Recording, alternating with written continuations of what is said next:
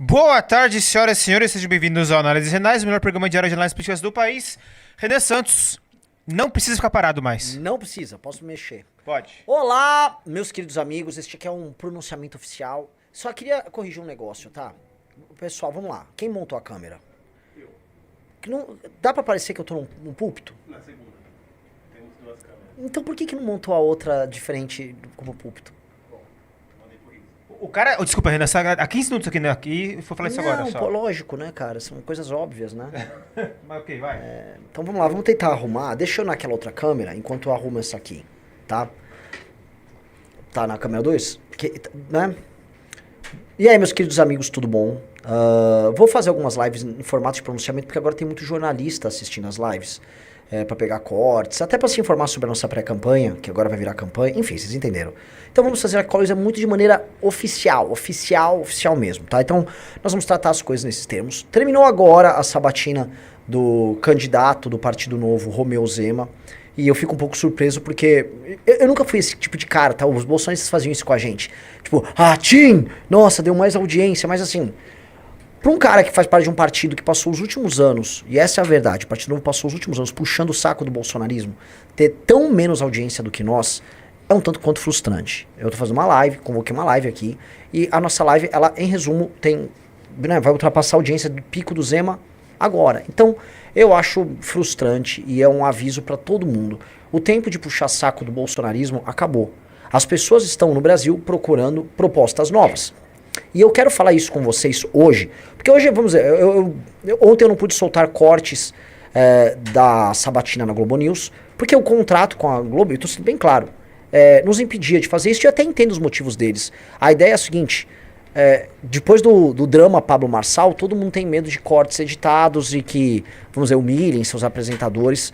Então eu imagino que eles fizeram isso por essa razão, e tá tudo bem, né? Eu prefiro ceder nesse ponto e ter a exposição como nós tivemos ontem na Globo News do que qualquer outra coisa, tá? Entretanto, a gente precisa colocar aqui, eu quis levar lá, e eu quero levar para vocês, a tese nossa, que é uma tese não apenas de campanha, mas uma tese de gestão pro Brasil. Eu acho que muita gente falou, Renan, por que você não foi mais incisivo em alguns temas? E eventualmente poderia ser mais incisivo em alguns temas. Quando, na verdade, eu tô já falando não apenas no que fazer, mas no como fazer. Essa é uma eleição muito diferente da eleição de 2018. Eu vi gente no Twitter falando, olha só essa fala do Bolsonaro, Bolsonaro, você vai entrar na favela e sair matando gente? Vou entrar. E ninguém falou nada depois. Nunca houve o como. Porque em 2018 foi uma eleição do o quê? Os jornalistas em geral ficavam muito chocados com falas radicais à época do Bolsonaro e apenas questionavam por que ele pensava assim, por que ele era tão radical. E ninguém perguntou como ele ia fazer. No final o Bolsonaro chega ao poder e não entrega absolutamente nada do que ele falava. Nenhuma das coisas intensas que o Bolsonaro falava ao longo da campanha dele aconteceram no seu governo.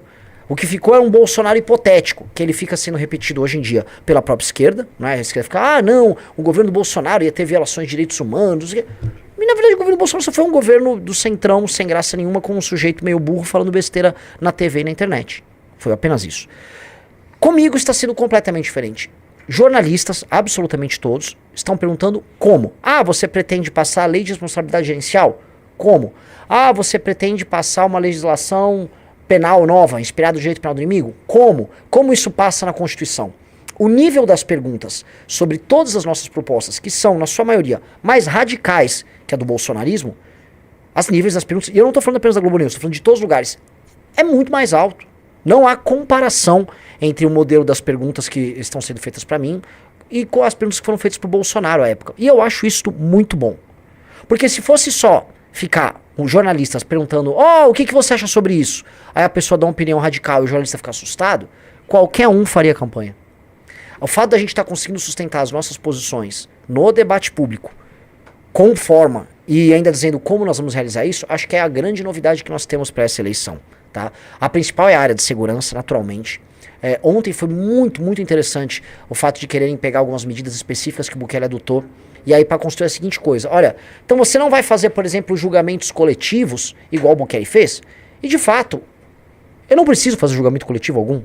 Você pode muito bem entregar um julgamento individual, mas capturando o traficante e punindo ele como tem que ser, com penas maiores e aplicando o que a gente chama de direito penal do inimigo. Por exemplo, a tutela antecipada fazer prisões antes mesmo dele executar uma determinada missão. Se um traficante conta com uma série de fuzis dentro da casa dele, e esses fuzis estão sob posse desse traficante, estão numa área ocupada pelo crime organizado, da facção a qual ele faz parte, eu não preciso esperar ele pegar o fuzil e cometer, vamos dizer, um assalto, ou ele dar ordem a alguém na rua com o fuzil na mão. Basta apenas a existência do fuzil na casa do traficante, e o fato do traficante estar ocupando aquela área, e aquela área culpada por ele, ter ele na estrutura do crime organizado, para nós podemos entender que sim, ele precisa ser preso, a tutela precisa ser antecipada. Essa é a ideia do direito penal do inimigo. Então, nós estamos fazendo algo que para mim é muito novo, e acho que é esse o ponto. Eu fui dormir ontem e acordei hoje com pessoas falando sobre família monoparental, sobre o papel do homem nas casas, o papel do homem em evitar o menino problemático que vai cometer um crime. O Brasil falando sobre desfavelização. Eu acordei hoje com gente falando, não, eu não concordo com essa proposta, não, acho essa proposta absurda, nossa, adorei aquela proposta. Eu vi pessoas discutindo cota racial. Veja, cota, como a direita tem vergonha de falar desses assuntos, que a direita agora virou apenas, vamos dizer, uma imitação da esquerda em temas populistas, as pessoas voltaram a debater cota social. Porque o meu argumento é assim, eu nem falei que eu sou a favor da cota social, que é um daqueles desculpas que a direita, inclusive a direita do MBL usa. Não, sou contra a cota racial, mas social. Não, não. O nosso programa não tem nenhuma das duas. A gente defende o mérito, a excelência, e a gente acha que pessoas oriundas de famílias mais pobres, se forem trabalhadoras, esforçadas, estudiosas e inteligentes, essas pessoas vão competir em igualdade de condição. Não é que elas vão ter uma vaga garantida, elas vão competir em igualdade de condição porque o Estado vai começar a investir nelas desde antes. Essa é a beleza da coisa. Então, a gente começou a trazer esses temas e a partir de, desde ontem, né, mas hoje isso ficou muito claro pra gente, o Brasil começou a debater proposta. O fato da gente estar debatendo proposta agora é a grande revolução eleitoral do Brasil desde o início desse tal de ciclo de polarização. Eu odeio o tema polarização, eu odeio ficar falando isso porque parece que eu me tornei um jornalista justamente da Globo News, ou um comentarista, mas a real é o seguinte, essa droga existe, e não é que ela é baseada em radicalismos de dois lados, tipo, eu sou um radical de esquerda e um radical de direita. Isso a gente já denunciou, nenhum nem outro é radical. O problema é que há esse problema de imaginação, esse problema de preguiça em construção de propostas, e nós começamos a construir propostas em série, e elas estão se acelerando, se acelerando, se acelerando, de tal modo que as pessoas agora estão começando a imaginar um país diferente. Aí eu parabenizo todo mundo que participou do time do Livro Amarelo, todo mundo que participou da elaboração das propostas, todo mundo que começou a discutir, foram anos fazendo essas discussões. O Ricardo tá aqui com a gente. A primeira pessoa que começou a falar, olha meu amigo, fale do direito penal do inimigo, foi o Ricardo. Mas é verdade, meu amigo. Mas é verdade, o Ricardo tá aqui assistindo. Tudo bem. Fala assim. E a real é que foi o Ricardo trouxe. O Ricardo, se não me engano, a monografia de conclusão de curso dele foi sobre o direito penal do inimigo. Né? Então, é um espaço colaborativo de discussões. Eu me lembro de uma live que eu fiz com o Ricardo ano passado, falando sobre, vamos dizer, a base do que veio a ser a lei de responsabilidade gerencial. E isso mesmo meio que surge numa discussão, num debate. Isso vira um estudo tocado pelo Luiz Venosa, depois se torna proposta, aí vem o João, participa, qualifica. Quando viu, a gente tem a proposta mais interessante de reforma política que nós temos no Brasil. Este é o time. Nós, focando em ter pessoas talentosas, construímos uma proposta melhor. Essa proposta tá aqui. E aí eu queria que vocês comparassem uma coisa. Ontem, né, quem assistiu agora a sabatina do Romeu Zema percebeu que foi uma sabatina absolutamente sem graça. A Sadia e a Natuza nem apertaram ele. E não é que elas não apertaram porque elas quiseram ser meio que bananas com ele. É que nem tem muito o que apertar. Aquela laranja não tem suco.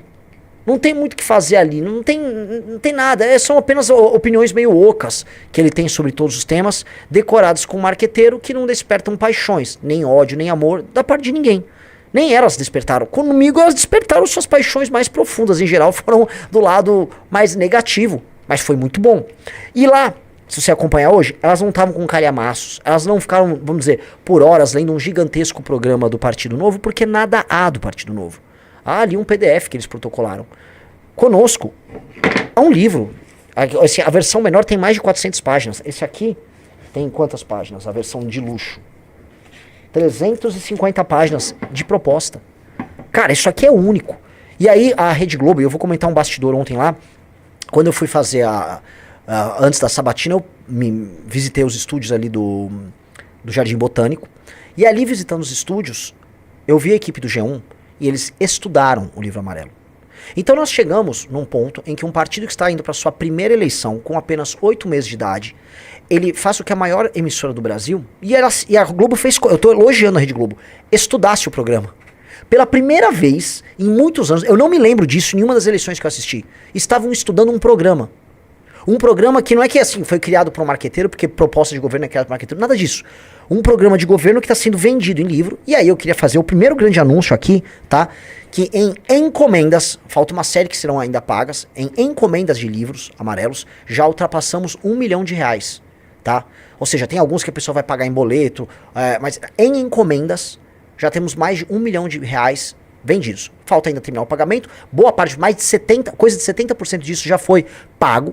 Ou seja, as vendas já estão sendo enviadas, mas em encomendas o número ultrapassou R$1 milhão, tá? E eu posso falar que é uma coisa que eu disse lá no G4, na sabatina com o time do Thales Gomes, do antagonista, que nós financiamos a montagem do nosso partido vendendo livros, e nós estamos agora financiando em grande parte a nossa pré-campanha com livros. Isso num país em que as pessoas não leem. Eu acho que isso é único, isso é meritório e isso é para deixar nosso time todo muito, muito orgulhoso. Eu recomendo para vocês, por favor, comprem a versão final do livro amarelo, tá? Comprem a versão final do livro amarelo. Lembrando, mas é aquelas que eu comprei, eu devo ter aqui, os 6 fascículos. Aquilo foram os fascículos de estudo do livro amarelo. A coisa que foi um prazer para mim, muito interessante, de fato, a Natuza Neri, ela comprou 2 dos 6 fascículos e ela estudou antes de fazer a entrevista. E eu tô falando, vejam só, isto só está acontecendo conosco, que isso é uma coisa muito nova.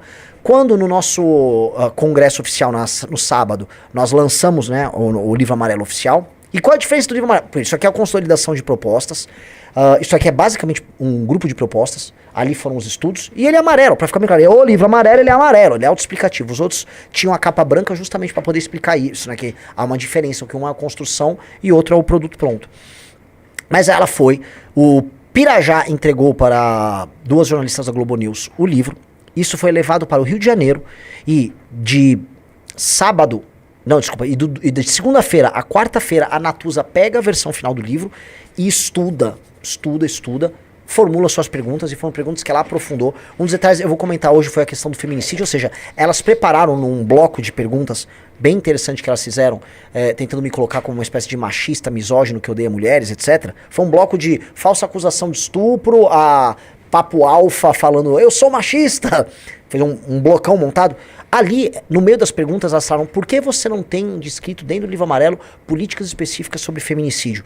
Tudo muito bem construído, ou seja, elas tiveram que ler, tá?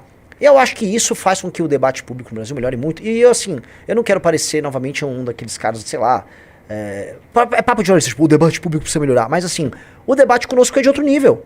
A cobrança com a gente é muito maior. Basta comparar hoje o Romeu Zema, como foi com ele, e ontem como foi comigo. E eu acho que tem que ser assim comigo, sim. E terá que ser assim sempre com os nossos candidatos. A régua ficou mais alta. E se a régua ficou mais alta, o nosso nível tem que ser mais alto mesmo. As pessoas têm que perceber que para ser governado no Brasil você precisa de gente inteligente. Então eu sou grato a elas. Eu sei que muita gente tá com raiva. Eu tô recebendo mensagem, Renan, parecem 2 cobras que estavam te atacando. Não deixavam você falar. Cara, é do jogo. A gente vai ter que jogar esse jogo. Acho que fui muito bem. Acho que tenho muito a melhorar. E eu acho que daqui em diante é só melhora. E espero que as perguntas nos próximos sabatinas sejam sempre nesse nível. O Juan Patrick está ali. O Renan foi muito educado com elas. Ué, mas não vai ser diferente. No final eu agradeci a elas.